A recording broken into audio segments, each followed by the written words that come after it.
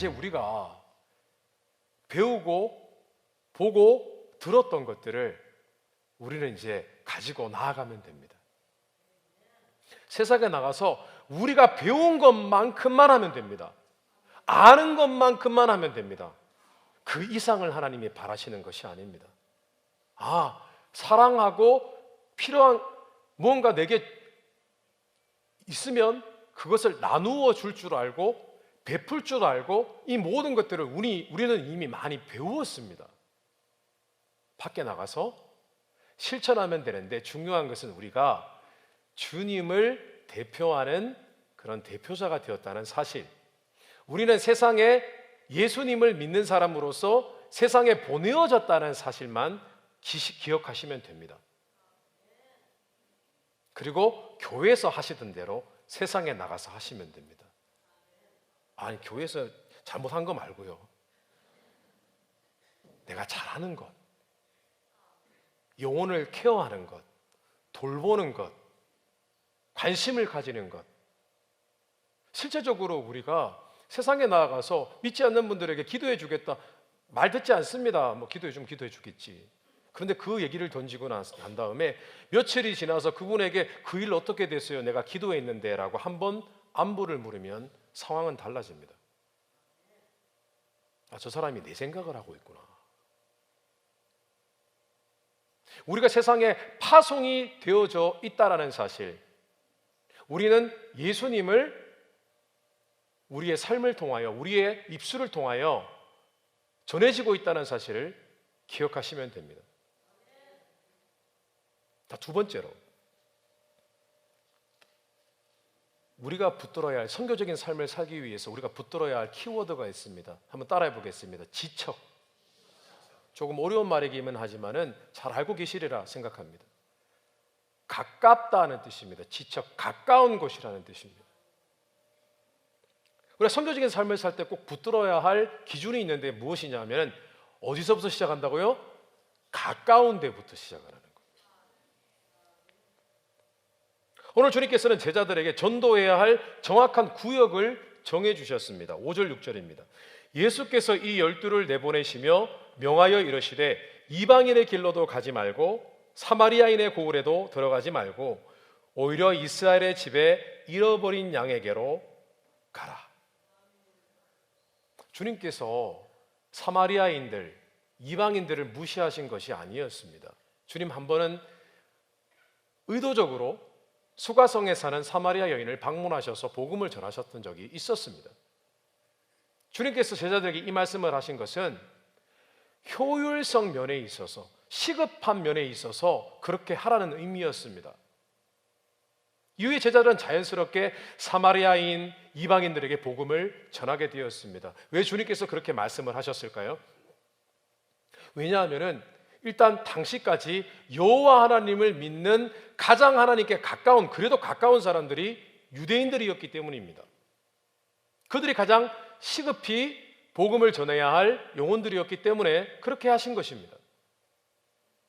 그리고 효율적인 면에 있어서 유대인들이 바로 제자들의 동족이었기 때문에 가장 손쉽게 접근하여서 접근성이 용이해서 복음을 전할 수 있기 때문에 예수님께서 그렇게 명령을 하신 것입니다.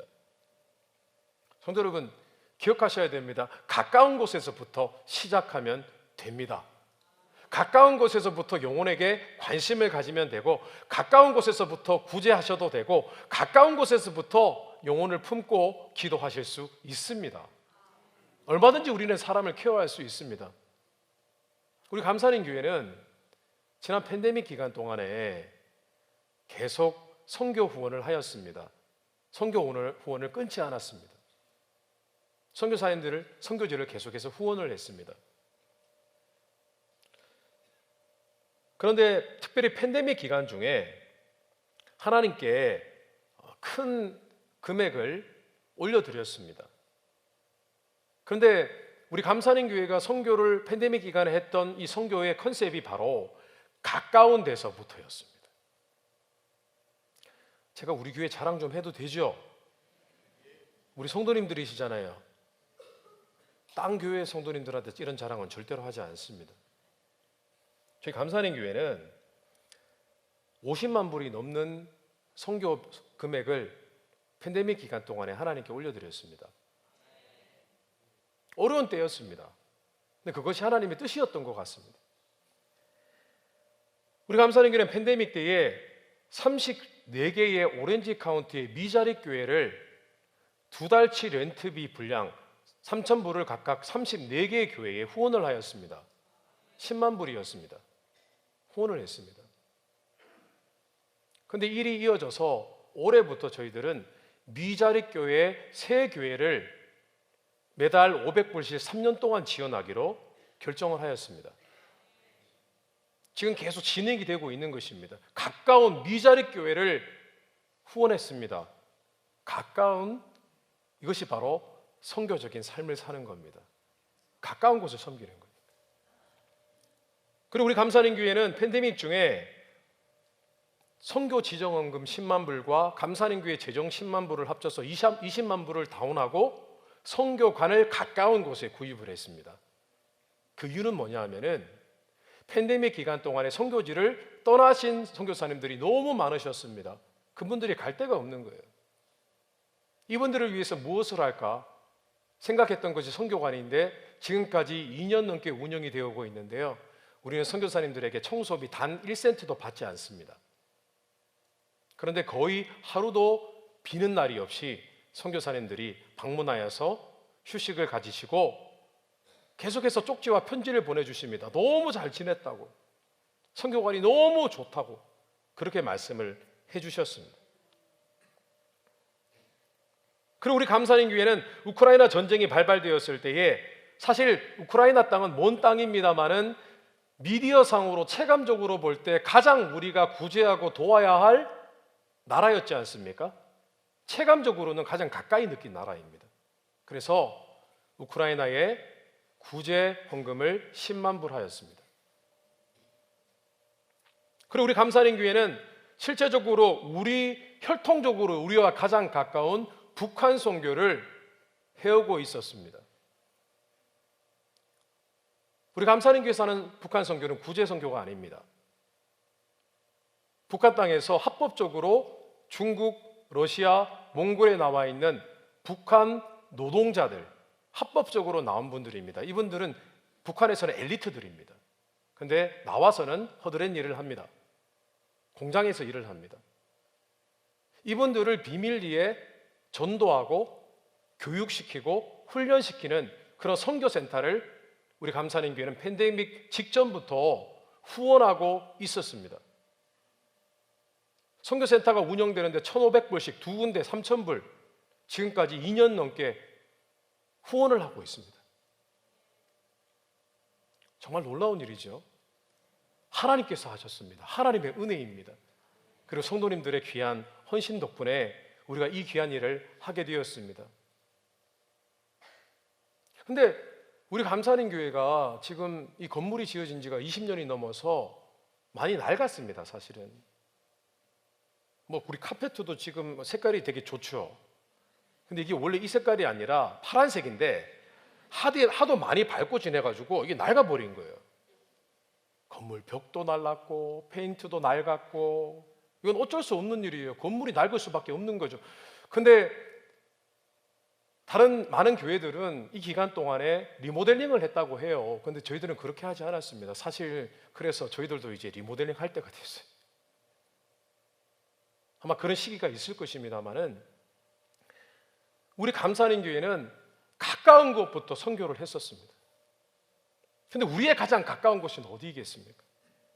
전도와 구제, 사랑과 돌봄에 있어서 가장 가까운 곳은 우리의 가정이고 우리의 가족이고 우리의 친구이고 친척이고 우리의 직장 동료이고 우리의 employer 그리고 employee인 것입니다. 우리 감사하는 교회는 뿐만 아니라요, 우리 부에나팍에 있는 내비게이션 센터라고 있습니다. 홈리스들이 모여서 기거하는 곳입니다. 근데 우리 EM 멤버들이요, 우리 EM 라이프포인트 멤버들이 팬데믹 전부터 그분들을 섬기고 있어요. 매달 가서 예배를 드리고 음식을 대접을 합니다. 근데 놀라운 일이 일어났어요. 그분들 중에서 10분이 EM 예배에 참석을 하세요. 근데 이분들이 교회에 온답시고 나름 최고로 좋은 옷을 입고 오십니다. 그런데 우리가 보기엔 조금 난무해 보입니다. 근데 이분들이 예배 시작 전에 30분 전에 와서 기도하고 있대요. 할렐루야. 제가 이 사실을 어떻게 알았냐면은 EM 패서도 제게 얘기 안 해줘요. 그러니까 오른손이 한 일을 왼손이 그런 거였던가 봐요. 근데 제가 하루는 식당에 내려갔습니다. 내려갔는데 백인분들이 이렇게 식사를 맛있게 하고 있는 거예요. 맛있다고 막 드시는 거예요. 저분들이 누구지? 그래서 물어보니까요, 그분들이 바로 내비게이션 센터에 머물렀던 홈리스 분들이셨어요. 어떤 분들은 아마 그렇게 생각을 하셨을 거예요. 아마 보셨죠? 저분들 누군가 좀 이상한 분들 아닌가. 영적인 눈이 열리게 되시기를 주님의 이름으로 축원합니다. 옳은 대로 돌아오신 분들이에요. 얼마나 감사한지. 우리 감사하는 교회 이루어지는 환우사역, 또 감사방 목자님들이 우리 믿음의 형제자매들을 케어하는 이 모든 일들, 우리 가까이에서 일어나는 선교적인 삶이었던 것입니다. 우리 주님께서는 이렇게 말씀하셨습니다. 예루살렘과 온 유대와 사마리아와 땅끝까지 이르러 내 이름을 전파하라, 복음을 전파하라고 말씀을 하셨습니다. 순서가 있어요. 가까운 곳에서부터 선교적인 삶을 살게 되시기를 주님의 이름으로 축복합니다. 마지막입니다. 세 번째, 우리가 붙들어야 할 한 가지는, 이 선교적인 삶을 살기 위해 붙들어야 할 것은 바로 권능입니다. 권능. 한번 따라해 보겠어요. 권능. 결국 선교는 영혼을 다루는 것입니다. 앞서 말씀 초기에 다니엘서 말씀을 제가 읽어드렸는데요, 그 말씀에 많은 사람들을 옳은 대로 돌아오게 하는 자라고 했습니다. 우리는 영혼에게 사랑을 베풀고 영혼에게 복음을 전하고 영혼을 케어하고 영혼을 섬기는 일입니다. 그것이 선교적인 삶입니다. 그런데 이상합니다. 우리가 하나님의 사랑을 전하게 되면, 복음을 전하게 되면 늘 어려운 일이 생깁니다. 심지어는 그냥 그 사람을 도왔는데 예수님 이름을 언급하지도 않았습니다. 그냥 도왔습니다. 사랑하는 마음으로, 주님 주신 컴패션으로 그를 도왔을 뿐입니다. 그런데 도움조차 거부할 때가 있습니다. 심한 모멸감을 줄 때가 있습니다. 왜 그럴까요? 왜냐하면요, 그리스도의 사랑을 전하는 것은요, 늘 그곳에는 영적인 전쟁이 있기 때문입니다. 마귀가 압니다. 여기는 지금 내 구역인데 내 구역을 침범하고 있다는 것을 압니다. 이 사람에게 누군가, 예수 믿는 사람이 사랑을 전했습니다. 무언가를 베풀었습니다. 베푸는 순간 사단이 역사를 합니다. 왜냐하면 사랑을 베푸는 순간 자칫 잘못하면 그 사람이 하나님의 사랑을 보게 될 것이기 때문에, 하나님의 사랑을 느끼게 될 것이기 때문에, 예수 그리스도의 은혜를 느끼게 될 것이기 때문에 마귀가 긴장을 하는 것입니다. 그래서 때로는 오해하게 하고 실망하게 하고 좌절하게 하고 시험 들게 하고, 우리 가정에도 마찬가지입니다. 사랑하는 친척에게 뭔가 좀 복음을 전해보려고 굉장히 부드럽게 하고 뭔가 베풀었는데 돌아오는 것은 아주 냉정한 모습. 그때 우리는 포기하지 말아야 됩니다. 그것은 영적인 전쟁이 일어나고 있기 때문입니다. 심지어 사랑을 베푸는 것조차 영적인 전쟁이 일어나고 있는 것입니다. 그런데 오늘 주님께서는요, 선교적인 삶을 살 때에 이것을 극복할 수 있는 비밀을 말씀해 주고 계십니다. 오늘 1절입니다. 예수께서 그의 12제자를 부르사 더러운 귀신을 쫓아내며 모든 병과 모든 약한 것을 고치는 권능을 주시니라. 권능이라는 것은 영어로는 authority, 헬라어 원어 성경으로는 엑소시아입니다.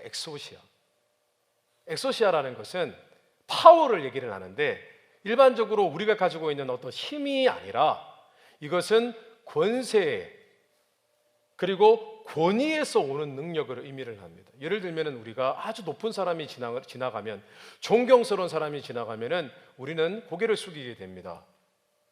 그 사람이 억지로 내게 와서 내 머리를 눌러서가 아니라 그 사람이 가지고 있는 존경스러움, 그 사람의 지위, 그 사람의 권력 때문에 자동적으로 고개를 숙이게 되는 것입니다. 근데 우리가 기억해야 될 것은요, 신앙생활은 하나님이 주시는 엑소시아, 권능으로 하는 것입니다. 예수님께서 악한 귀신이 든 사람들을 만나셨을 때에 선포하셨습니다. 귀신아 물러가라 라고 했습니다. 예수님께서는 한 번도 칼을 들거나 화살을 들거나 싸우신 적이 없으십니다. 그냥 말로 하셨습니다. 귀신아 물러가라. 조금 세게 말씀하셨을 것입니다. 지신아 물러가라. 그랬더니 귀신이 떠나갔습니다. 어떤 때는 예수님이 가시기만 해도 귀신이 벌벌 떨고 갑자기 없었던 귀신의 정체가 드러나기 시작을 했습니다. 이것은 예수님이 힘이 세셔서 그랬던 것이 아니라 예수님이 원래는 하나님의 권세, 권능을 다 버리고 이 땅에 사람으로 오셨습니다. 그런데 이 땅에 사람으로 오실 때에 그 성품과 그 모든 그 안에 계신 것들은 다 하나님의 것이었기 때문에 예수님은 이 땅에 사람으로 오셨지만은 사단의 모든 유혹을 이겨내셔서 천사들의 수종을 받을 만큼 이 땅에 두 번째 아담으로 그 잃어버린 권세를 회복하셨습니다. 그래서 그때부터 어떤 일이 벌어지냐면은 이 권세 싸움이 일어나는데 귀신이 그냥 벌벌 떠는 것입니다. 예수님의 권위에 눌려가지고 예수님이 명령하면 떠나게 되는 것입니다. 그러니까 사실은 예수님이 하신 대부분의 일은 성령의 능력도 있지만은 권세, 권위만으로 그들을 압도했던 것입니다. 그래서 기적이 일어났던 것입니다. 그런데 감사할 일은요, 예수 그리스도를 믿는 자들에게 이 권세가 주어졌고 권세 있는 이름인 예수 그리스도라는 이름이 우리에게 주어졌다는 거예요. 이것은 예수 그리스도를 믿는 자들에게 영혼과 악한 세력들 역사하는 것에 그들을 압도하는 권세가 있다는 것을 의미하는 것입니다. 한번 주님께서요, 제자들이 귀신을 쫓다가 실패한 것을 보셨을 때 예수님께서 이런 말씀을 하셨습니다. 믿음이 없는 자들이요, 너희들이 믿음이 없구나 라고 했습니다. 그런데 이 주님께서 말씀하신 이 믿음이 없다 에서 믿음은요, 좀 특별한 믿음입니다. 사실 예수님의 제자들은 이미 귀신을 쫓아보낼 권능을 받았습니다. 그런데 이상하게 그날은 귀신을 이렇게 보는데 아무리 귀신에게 떠나가라 라고 해도 듣지를 않는 거예요. 그 모습을 보고 예수님이 믿음이 없는 자들아, 이 말은 이런 뜻이었습니다. 너희는 지금 두려워졌다. 너희가 믿는 하나님과 나에 대한 확신과 그 하나님의 능력에 대한 믿음을 잃어버렸다는 거예요. 귀신 들린 사람을 만났을 때에 귀신이 막 발광을 하는 겁니다. 막 소리 지르고 가니까 뭐 도무지 막 어떻게 정신을 못 차리겠으니까 그 순간에 제자들이요, 자신들이 믿는 주님이 어떤 분이신가를 잊어버린 거예요. 마음이 움츠러든 겁니다. 담대함과 확신함을 잃어버렸던 거예요. 그래서 귀신아 떠나가라. 그러니까 귀신이 단박에 알아봅니다. 귀신이요, 우리가 믿음이 있는지 담대한지는 악한 영들이 더 잘합니다. 기도할 때도 울며 불며 두려워서 기도하는지 아니면 주님 바라보고 확신 가운데 기도하는지 마귀는 다 알고 있습니다. 그럼 마귀가 우습게 본 거예요. 내가 왜 도망가? 그리고 제자들이 또 묻습니다. 우리가 왜 못 쫓아보냈습니까? 예수님이 말씀하십니다. 이런 유는 기도 외에는 이런 유가 나갈 수가 없느니라. 왜 그렇게 말씀하셨냐면요, 예수 믿는 사람들이 기도를 하면은, 어떤 두려운 상황 가운데 기도를 하면은 어느 순간 기도를 오래 하며 하나님과 교제 가운데 있으면은 믿음의 은사가 옵니다. 어느 순간에 두려움은 사라지고 능력 있으신 하나님이 나와 함께 하신다는 확신이 들 때가 있어요. 그 믿음의 은사를 받은 거예요. 그럴 때에 나아가면 그 사람의 입술과 그 사람의 사는 모든 삶 가운데 하나님의 권능이 함께합니다. 그 믿음을 통하여. 그러면 상황과 모든 것들이 압도를 당할 때가 있습니다. 어디 그것뿐입니까? 우리가 왜 기도해야 됩니까? 하나님의 권능을 경험하기 위한 것입니다. 우리의 기도는 그 권능이 있으신 예수 그리스도의 이름으로 하는 기도이기 때문에 기도할 때 파워가 나가는 거예요. 그래서 사실은 기도를 하면 그것이 화살이 나가는 것이라고 생각하면 됩니다. 기도에 파워가 나가는 거예요. 저는 불신 가정에서 자랐습니다. 5살 때 어머니가 30대 때에 예수님을 믿게 되었는데 아버지께서는 전혀 요지부동이셨습니다. 예수님을 믿을 마음도 없고 예수님을 믿고자 하는 저희 형제와 어머니를 많이 핍박을 하셨습니다. 그래서 아버지의 영혼 구원을 위해서 많이 기도했습니다. 참 놀랍게도 하나님께서 20년이 채 안 되는 기간에 아버지를 옳은 대로 돌아오게 하셨습니다. 하나님의 은혜였습니다. 근데 그것이 단순히 어머니의 선행이나 어떤 노력이나 그런 것들이 전혀 아니었습니다. 어머니께서 뭔가 복음을 전해서 뭔가 설득이 되어진 것이 아니었습니다. 아버지께서 점점 하나님께로 돌아오시는 과정이 있었습니다. 어느 날 갑자기 예수님을 믿게 된 것이 아닙니다. 어떤 과정들이 있었습니다. 근데 그 과정을 보면은 그것은 하나님의 권능이었습니다.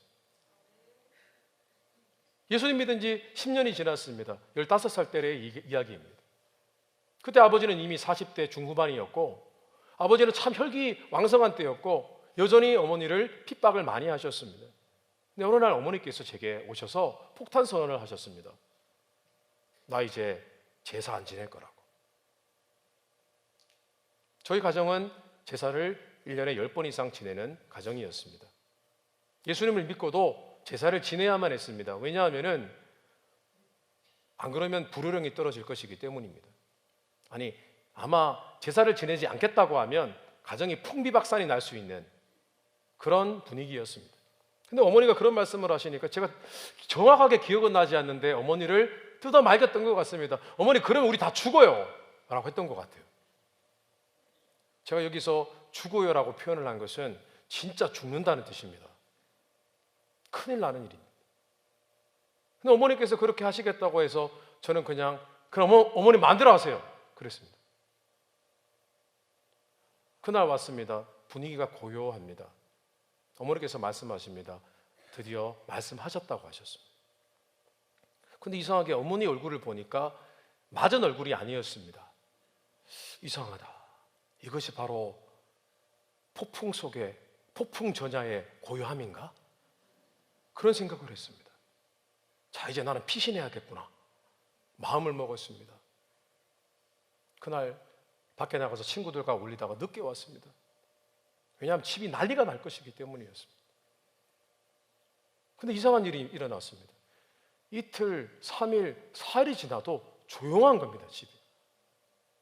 그래서 하루는 방과 후에 집으로 갔더니 어머니께서 저를 이렇게 씩 웃으시면서 저를 데리고 안방으로 안내를 하셨습니다. 무슨 일인가 해서 따라가 보았더니 안방에 베란다가 있는데 베란다를 이렇게 여시더니만 문을 여시더니만 뭔가 보여주시는 겁니다. 거기 보니까 이미 식어버린 짬뽕 한 그릇과 식어버린 탕수육이 있었습니다. 그리고 그 옆에는 제사 때 필요한 지방이 있고 향불이 있었습니다. 향로가 있었습니다. 알고 보니까 아버지께서 혼자 짬뽕과 탕수육을 시켜서 모르겠어요. 그 조상 귀신이 그런 걸 좋아하는지는 모르겠는데 제사를 지내셨어요. 들으셨어요. 저는 놀라지 않을 수 없었습니다. 그래서 자초지종을 물어보니까 어머니께서 이렇게 말씀을 하셨다고 합니다. 하루는 기도를 하는데 그 전까지는 그냥 기도할 때마다 제사 안 지내고 싶은데 하나님 막 그렇게 기도만 하셨대요. 근데 생각만 하면 두려워서 10년 동안 추화를 해본 적이 없으셨는데 그날따라 기도를 막 하는데 갑자기 아버지에 대한 두려움이 완전히 사라지셨다고 합니다. 그리고 갑자기 내가 이거 얘기해야 되겠다라는 생각이 드셨대요. 그래서 가서 우리에게 얘기하고 선포하고 아버지께 가셔서 여보, 나 이제 제사 지내는 것은 내가 예수님을 믿기 때문에 우상 숭배이기 때문에 노골적으로 얘기하셔서 좀 부드럽게 얘기하면 되는데 우상 숭배를 하는 것이기 때문에 나는 더 이상 제사를 드릴 수 없어요. 그래서 저는 안 하겠어요 라고 했어요. 아마 어머니도 그 순간에 뭔가 날라오지 않을까 이성적으로 하셨을 텐데 그 순간에 두렵지가 않더래요. 하나도 두렵지가 않더래요. 근데 얘기했는데 갑자기 아버지께서 화를 내는 것도 아니고요, 아무 말 없이 그냥 1층 병원으로 내려가시더래요. 그리고 이틀, 3일, 4일이 지나도 아무런 반응이 없으세요. 제사에 대해서 이런 방구 말씀하지 않으셨다고 합니다. 이게 바로 하나님의 권능인 거예요. 하나님의 권능이 아버지의 마음과 생각을 압도하신 겁니다. 이게 성교적인 삶을 살아가는 사람들에게 나타나는 특징입니다. 성도 여러분, 우리는 성교적인 삶을 살고자 할 때 하나님의 권능을 믿어야 됩니다. 사랑과 관계를 할 때에 이 권능이 나와 함께하는 것을 믿어야 됩니다.